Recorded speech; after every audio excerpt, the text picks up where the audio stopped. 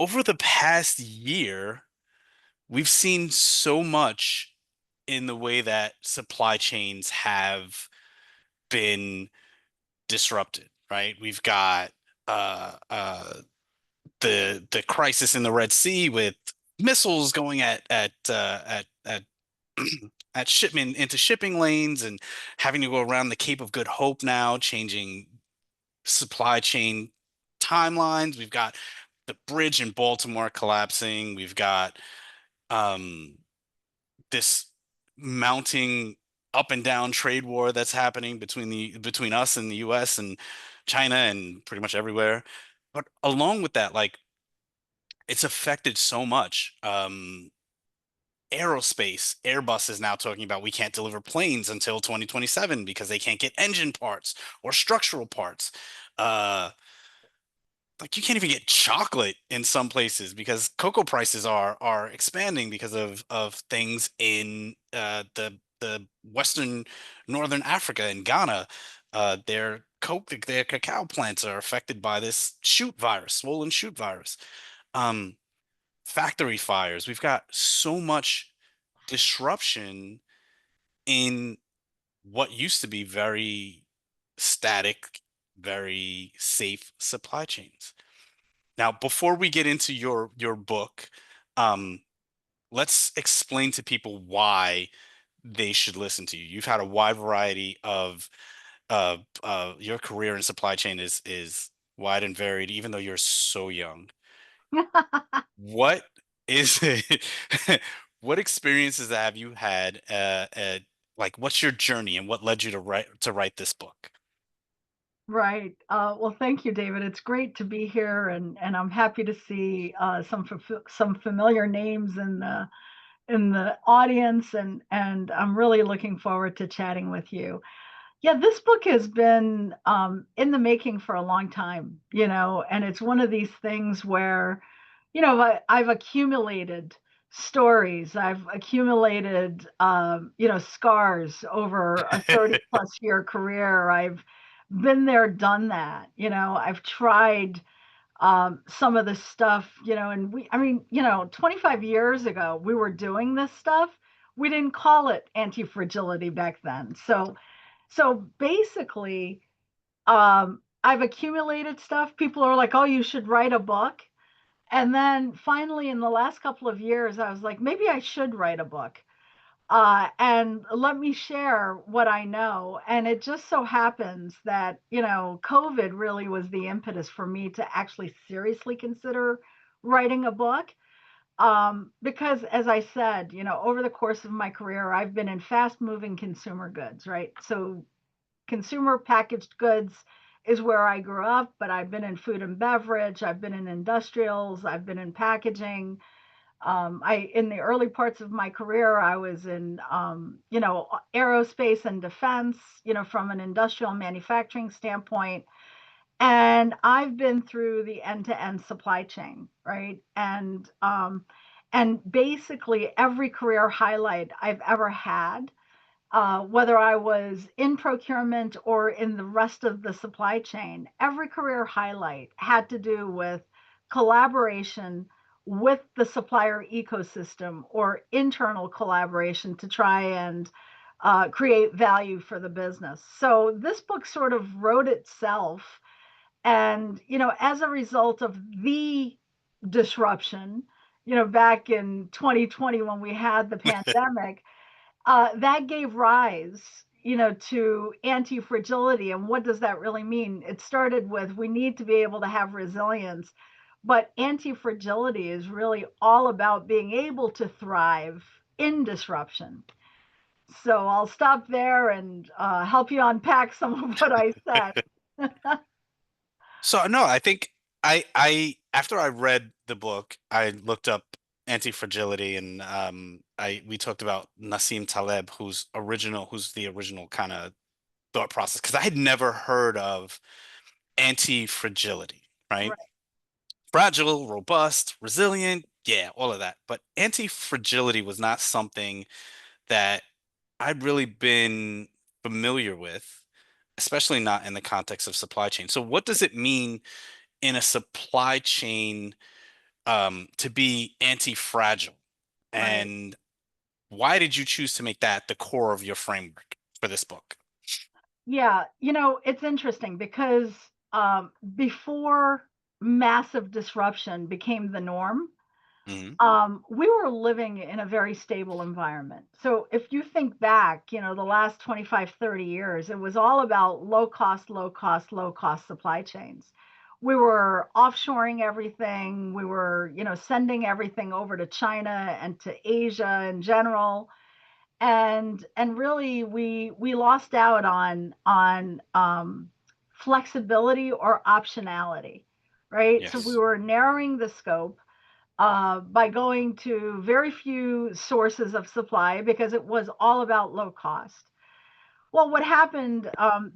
The big pandemic hit, right? And essentially, a lot of people that were carrying inventory were able to hide a lot of sins in their process because they had inventory. But eventually, inventory started to run out, and those supply chains that were fragile and inflexible, essentially shut down their companies. They couldn't keep up. And the ones who survived were those, quote unquote, resilient or flexible and agile supply chains that stayed in business and, in fact, thrived, right? So I talk about the three R's, because when you're faced with a disruption, you first have to respond, and how quickly can you respond? That's the first R. The Hmm. second Right. R is about how quickly you can recover, right? How quickly you can recover. Those two R's are resilience, right? So being able to respond quickly and recover quickly is about how resilient you are. When you add the third R, which is about renewal and creating supply chains in a new way that actually get stronger because of disruption, that's where anti-fragility comes in, right? Okay. So, Okay. so the supply chains that actually deliver in a strong way and can survive, not only survive, but actually thrive in disruption are what anti-fragile supply chains are all about. And it's the opposite of low cost supply chain, right? Because it's about the cost of flexibility. So what you're doing is you're balancing the opportunity costs of not being on shelf or not having the engine, for your Airbus, airplanes, or not having, your bottle of shampoo on the shelf, or not having a microchip for the autos. So it's about not having those and losing out on the opportunity to create revenue versus keeping costs down, right? And many times it's about staying, in shelf or staying as a source of supply to the customer base. That's a lot more valuable than, having a lower cost supply chain. So having the flexibility and having the optionality, right, is what it's all about now because we're constantly going to be faced with disruption. And it is a That's balance. so that's so counterintuitive when you're working as a sourcing or procurement professional where your role and your raise and bonus is based on cost optimization, cost containment. So as a procurement person, and everybody in the chat is probably mostly procurement people, how do we contribute to building an anti-fragile supply chain in, like, my organization is decentralized or matrix Mhm. organization, when it's kind of against not just how can we contribute to that, but as a second to that, that's Yeah. not necessarily in our best interest. Well, so this is where the paradigm's got to shift, right? The true value of procurement as a value driver, not as a cost driver, is where the paradigm must shift. First of Right. all, it starts with us as procurement professionals. We need to realize that we are not a cost savings engine. We are a value driver for the business. Our Right. job is equally to drive the top line as it is to drive the bottom line, right? So, how do we do that? Um, Collaborating with suppliers to create impact okay, and value through innovation, through sustainability, uh, through partnerships that allow us to create new things, new sources of revenue, is procurement's job, Yeah. right? And there's a saying that I talk about in the book, and I've used it often. And people, I was at a procurement women in procurement event last week, and people mentioned it to me. What I say is, for a long time, procurement was the bridesmaid, and now they are the bride, right? So, as the bride, you are the center of attention. You now have a seat at the table because of your ability to create value, right? I'll give That's you an true. example. Last year, in the first half of 24, we were working with a client, an electrical components client, and they wanted cost savings. They needed gross margin, right? And in fact, here's where the counterintuitive thing comes in, because we showed them a model where we could save. There were about 300 million in revenue. They had about a $130 million spend, and we showed them $3 million in cost savings. Okay, but we had identified, by looking at the end-to-end model and the end-to-end solution and the total cost and the total value proposition, we showed them that we can in fact deliver $7.5 million worth of value by in fact paying more with a supply base that meant a total value creation of 7.5 million. So we were in fact going to pay more for materials, but the overall cost of the product, and I can't say too much for confidentiality purposes, but Hmm. essentially by looking at the end-to-end supply chain and partnering with logistics, partnering with supply chain planning, we could identify the waste drivers, right? And looking at the total value chain cost, in fact, was able to deliver $7.5 million instead of $3 million. $7.5 million of value creation, as opposed to just pure materials cost savings, right? That's Okay. the difference. I Uh, think in order to do that from a as a sourcing professional, right? I'm putting my sourcing hat and not sure, just my interviewer hat back on. The requirement is not just knowing the totality of your business, but also understanding your supplier relationships. One of the main themes of your book is building stronger supplier relationships. In sourcing, we're not stuck with one supplier. We've got one right. supplier, we deal with them for 6 weeks, and then we're on to the next supplier. That's S- transactional purchasing. Right. Sometimes that's the way it is. And sometimes we have that strategic Hmm. relationship, but that's still a classic strategic relationship. What does a strategic relationship look like to you Right. in 2025?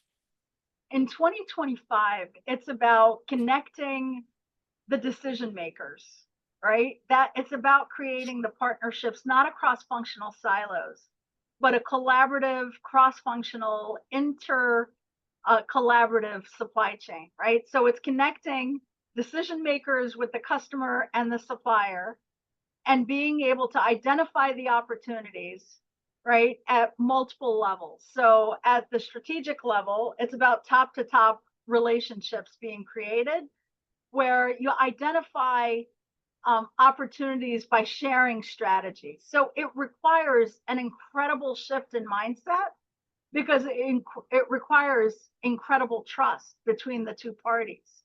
Yeah. Without it, you're not going to be able to do it. But I'll give you an example where, I mean, from my years of working at Unilever, Unilever is the largest bar soap manufacturer in the world, and bar soaps are still the most um, global way to do personal, body wash. And we were trying to identify an opportunity where we could remove water from bar soaps for a sustainability play. It just so happened that if you do that, there was also a significant cost advantage to doing that.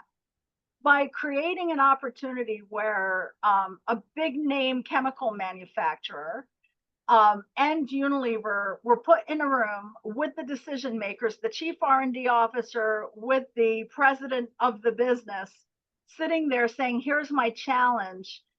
They basically started to say, "Here's our strategy."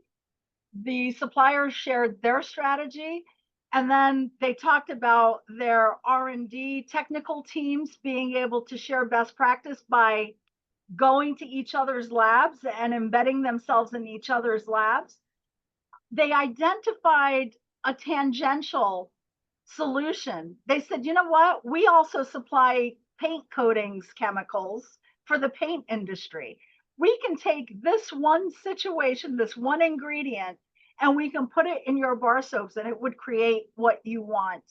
So this is Wow. a situation where within 6 months, this happened.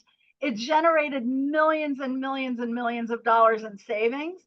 And the customer was a customer of choice to the supplier. This would not have happened where the supplier is bringing their ideas and their innovations without these close relationships. That's one clear example. A more current example, meaning closer to home, um, Keurig K cups, right? Everybody drinks coffee from a K cup Yeah, nowadays. That was a supplier innovation that was brought to Green Mountain Coffee. The Swiffer for Procter and Gamble was a supplier innovation brought to Procter and Gamble. These two innovations, these two ideas from the supplier recreated the way we drink coffee and the way we, sweep our floors, right? It this is true. created a new category. And think of the revenue stream that it created as opposed to we're going to save money. I've never seen a company save its way to growth, right? And That's that's true. the difference. That's the difference. You talk about you talk a lot about in your book anti-fragility is not a system design issue, but it's a leadership and culture issue. And I think Mm-hmm. all of the examples that you've given um testify to that fact, right? The Yes. openness and the trust and the willingness to open the books, so to speak, to your suppliers, not just um to create strategic value. Yeah. can can you describe the mindset shift and how to negotiate to that mindset shift that you've Right. done with your clients? What's really interesting, David? When this program started, I mean, my training came from my many years at Unilever, and this was something we were doing in the early 2000s. And, by the middle of the 2000s, we were like talking about these partners, and Partner to Win was the name of the framework. We were thinking, how are we going to convince our suppliers and what's our marketing strategy for our supply base to want to do this with us? The big wake up call was that 80% of the marketing effort had to be convincing the internal stakeholders. It was convincing the leadership internally that they're going to get value from meeting with suppliers, What's in because it for the me? mindset has been and continues to be in many instances is that procurement suppliers, that's a supply chain problem, or that's procurement's problem. Yeah. I don't have time to deal with suppliers. Until we started to create some early adopters, we convinced some early adopters in the business, and then that created the first followers and the second followers, where, what, if we as leaders, as business owners, as marketeers, if we meet with suppliers, there's a lot in it for us because they're going to bring us their innovation ideas. Not everything has to be created here. We can go to the outside and bring it in terms of innovation opportunities, ways to save in the value stream. And we used to say to our suppliers, we cause you a lot of pain. We want you to tell us when we're causing you pain, and Yeah, we want because you to, call us out. They didn't believe us. Like they thought it was just a gamesmanship act. And we're like, no, no, call us out. That's what partners are, do for each other. And they started to get embedded in our teams. I don't want you to think that I'm looking at this as an overnight shift. It takes a long time to No. create that mindset shift.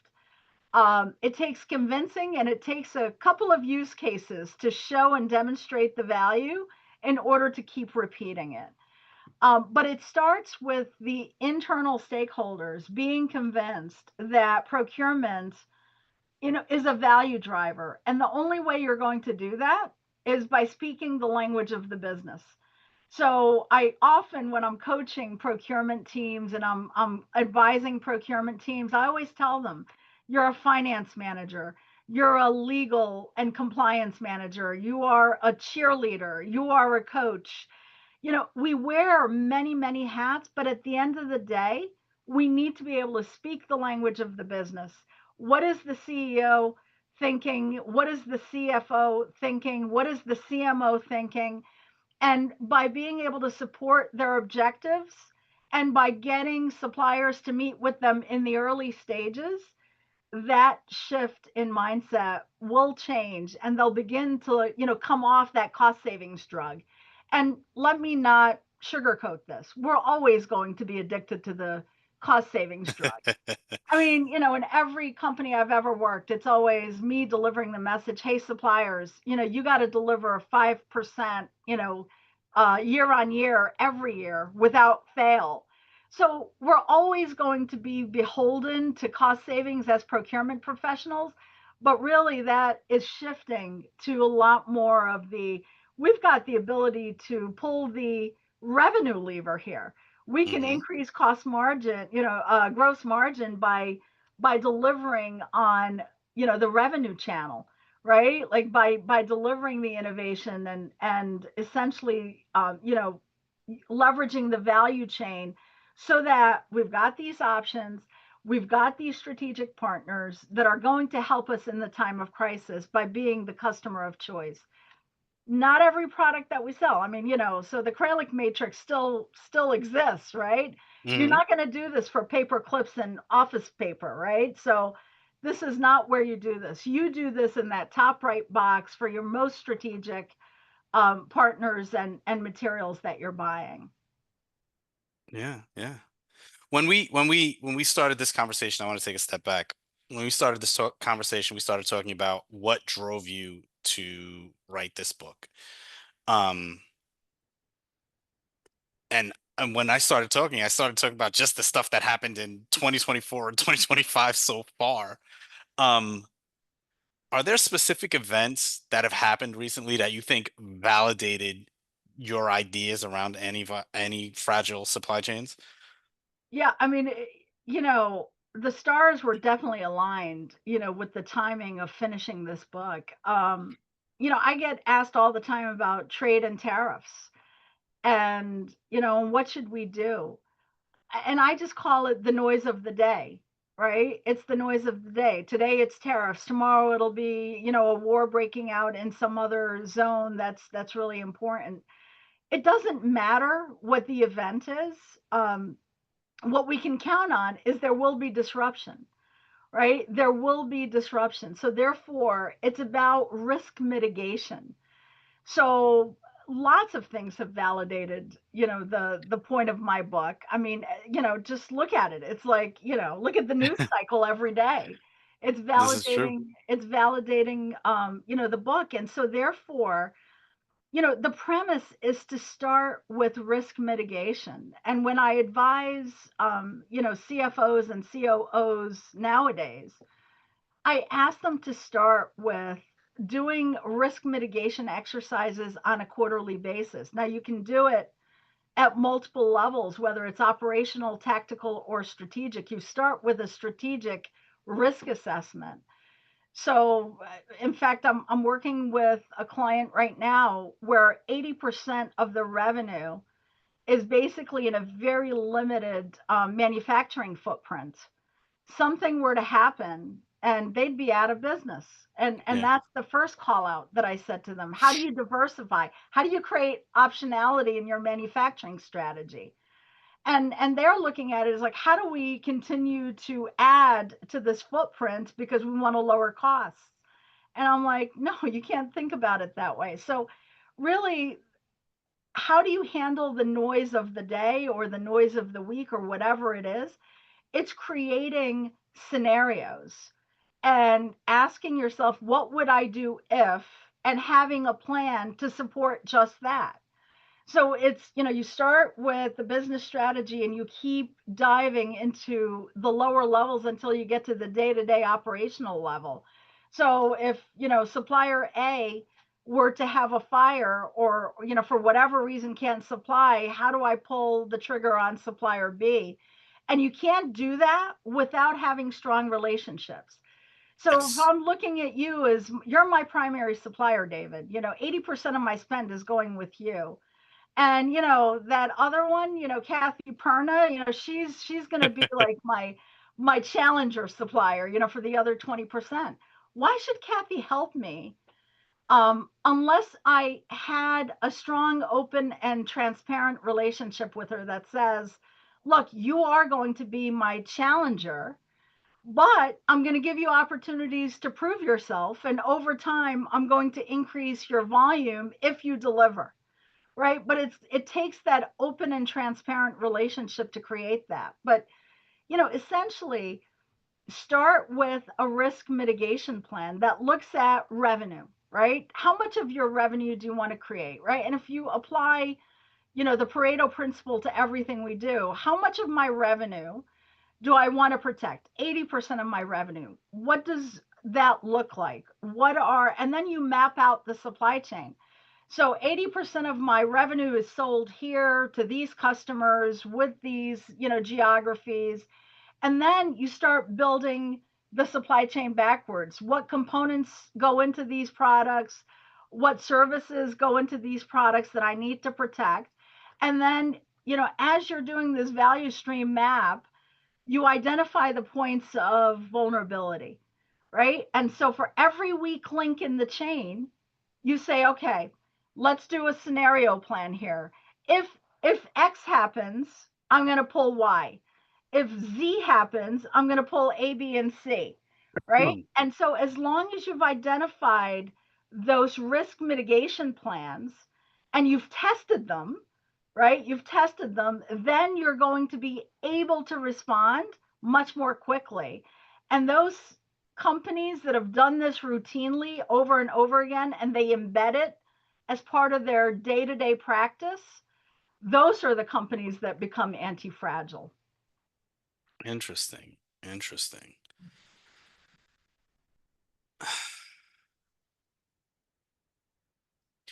Do you have a real world example, a company or a sector that you believe most embodies your anti-fragile principles? Yeah, I'm going to be biased here. But No, don't be biased. the CPG industry does this extremely well, right? And there's a reason why Gartner has named Apple and Amazon and Procter and Gamble and Unilever as masters, right? Those companies, do this better than most people that I've seen. But let me go back and talk about a real world example that most people should be able to relate to. Um, as Amazon was rising, everybody predicted the demise of Walmart, right? In fact, Sears was the original Amazon, right? Yep. All of us of a certain age had their moms and us, shop through the Sears catalog. The Sears catalog was the original online, catalog from Amazon. Sears is no longer in existence, sadly. A 150-year-old company just died because they could not pivot in terms of anti-fragility. Whereas Yeah. Walmart, they all predicted Walmart was going to fall apart. And what did Walmart do? They turned on their innovation engine and they said, we are going to digitalize. right? And they did it. They had one major advantage over Amazon, which is they had 4,100 brick and mortar stores in the country that they were able to turn into fulfillment centers, right? True. And they worked with their suppliers, and and so my company was one of those suppliers, Unilever, and they basically dictated to their suppliers, at least in CPG, that you will deliver to our DCs within a 24-hour time period, right? And that was again, to take advantage of mass customization that came to be defined, this mass personalization where you go online and you personalize what you want and it gets shipped to you within a day.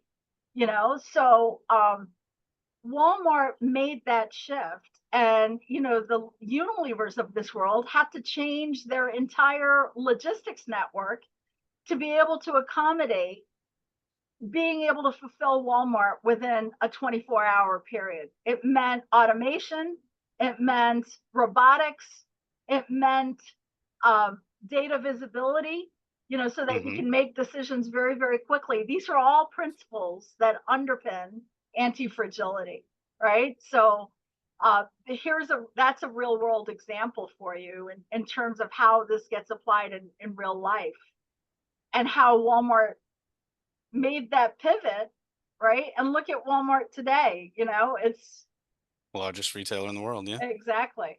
So, And I love that you brought up Walmart. I teach a class on AI in the supply chain for Rutgers, and Walmart is example after example throughout the class.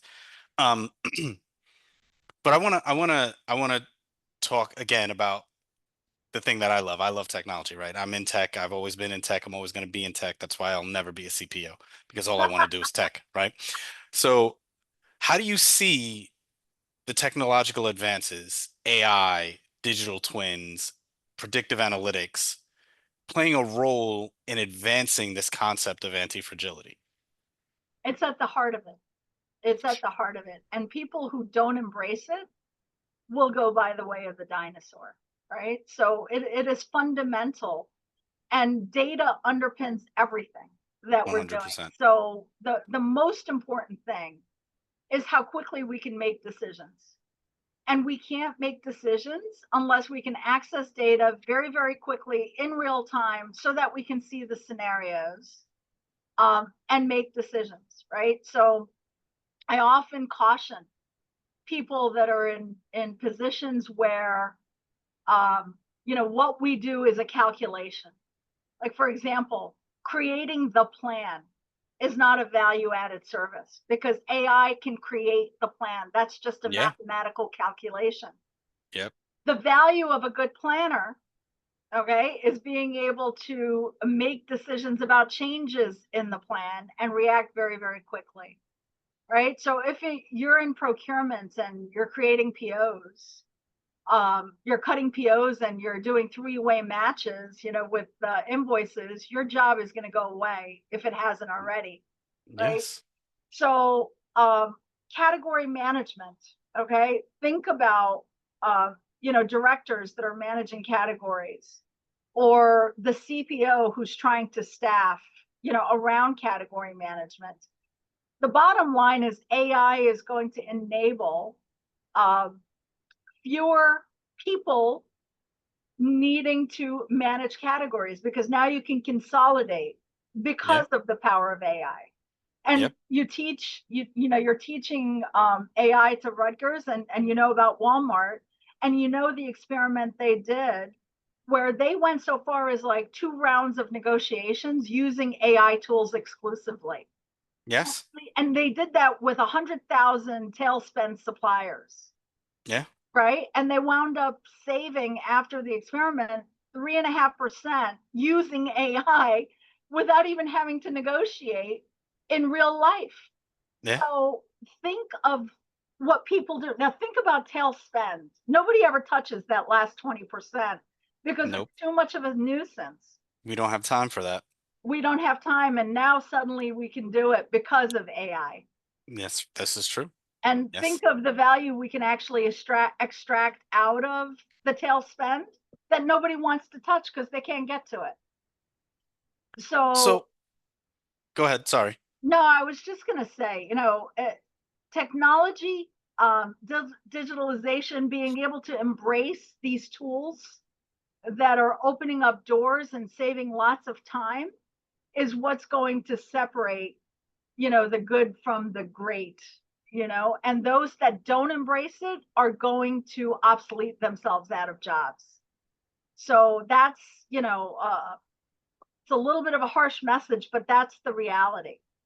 No, it's true. I feel like technology is enabling change now faster at a more rapid pace than in the past.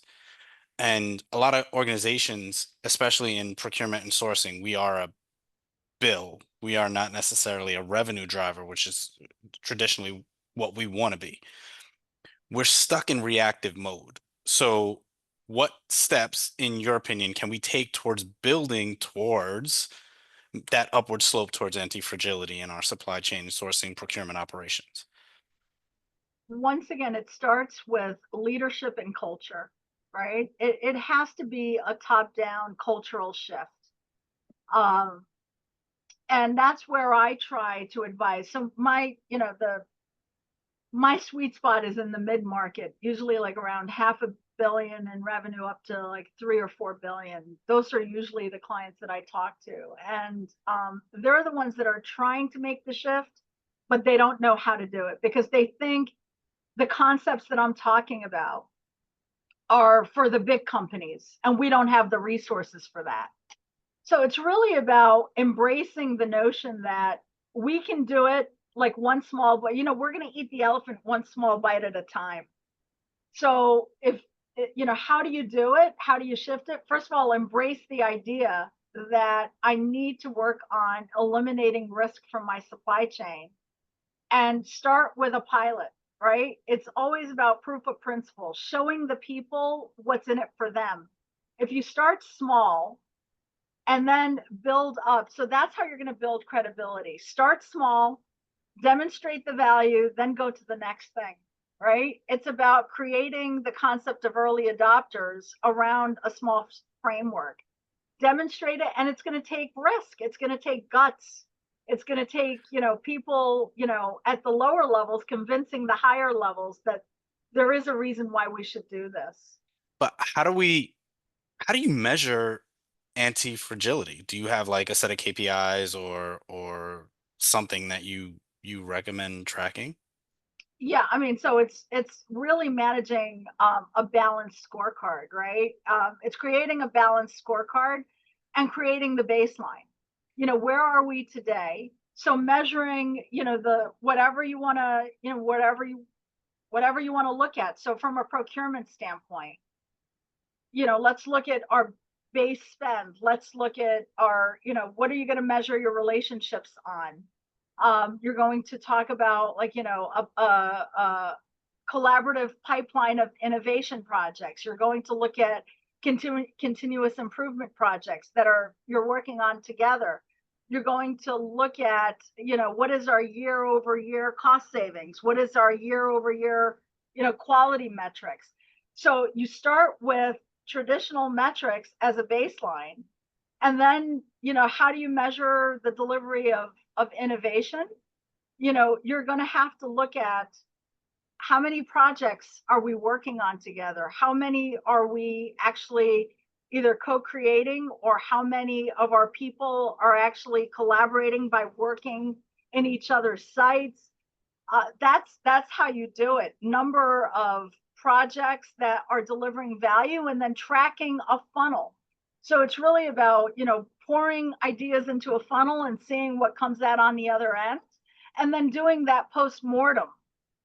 So once you launch an idea, it's not over. Then you got to look at the ongoing delivery of that particular project or program and continuing to make those adjustments.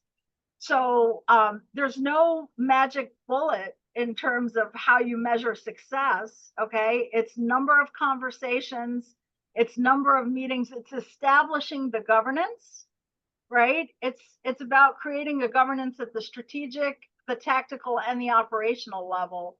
It's Right.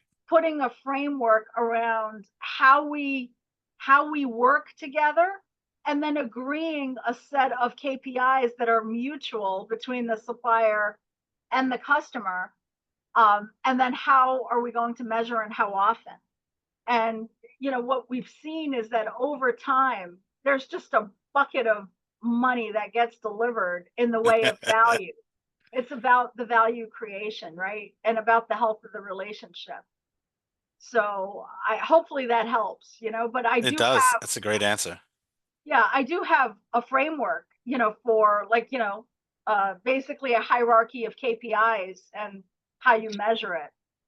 So with the last 4 or 5 questions that I've asked, they've kind of been leading to the idea of an organization that's formally in reactive mode, that has decided they want to build out a new supply chain function. Um, what do you think that function will look like if an organization started today and embraced your ideas and started to build that from scratch?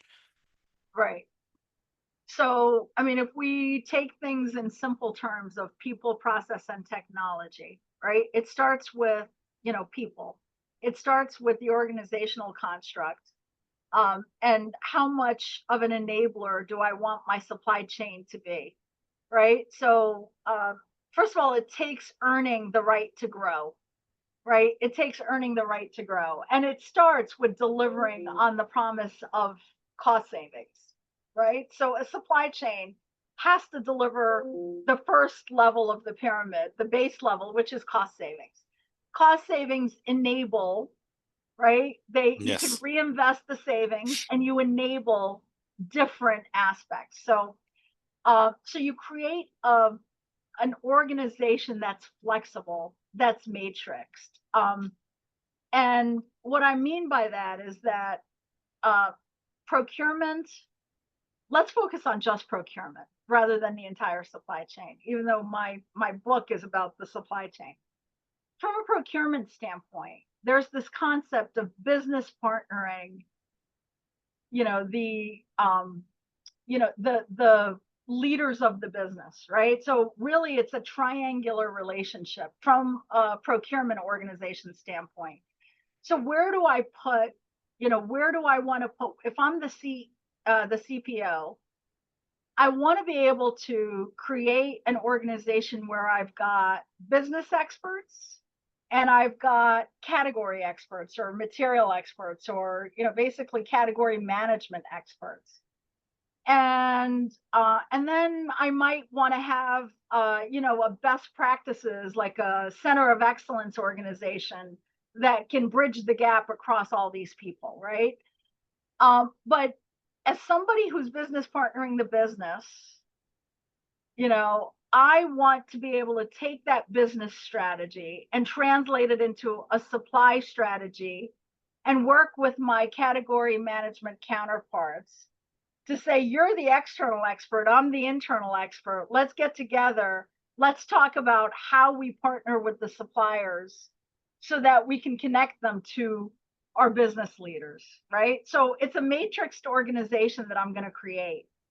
And then, so that's the people aspect. From a process standpoint, it's got to be this yin and yang, where it's this healthy tension Hmm. that's built into the organization where I'm the category manager, so therefore I own the supplier relationship commercially, right? I am business agnostic, so if I'm buying coffee cups, you know as somebody who's an expert in coffee cups, I don't care if they're going into Starbucks or they're going into McDonald's or what have you.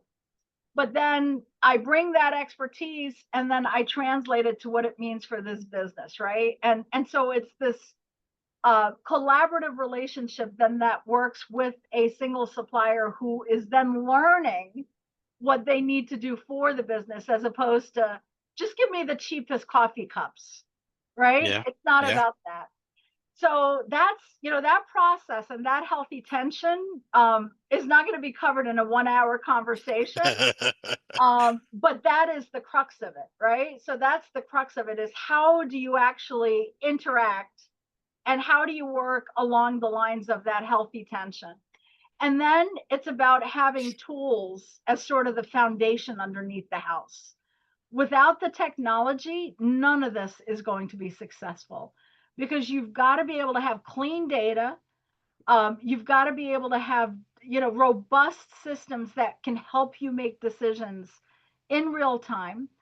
And it's really about understanding, predictive analytics and these things that are going on these days, where you can actually embed the output of, 2,000 tables, that are calculating all at once and then spitting out scenarios for you, to be able to do that, right? There are all kinds of, procure tech solutions that I think would work well in this. And I'm not talking about the big guys that are really inflexible, but there's a lot of add-ons that can, bolt onto your ERPs, that can leverage data Yes. and give you scenarios really, really quickly. And I don't want to plug anybody right now, but essentially they're out there, and Yeah. we just have to understand what companies are looking for. But so I mean, that's, I would create a matrix organization as the fundamental answer. Now, not everybody is going to do that. Not everybody has those resources.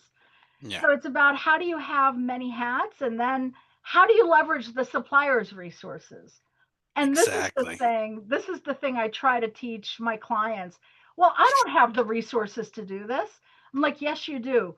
They don't have to be employed by you, right? You can leverage your supplier's R&D capability. You can leverage your supplier's connections.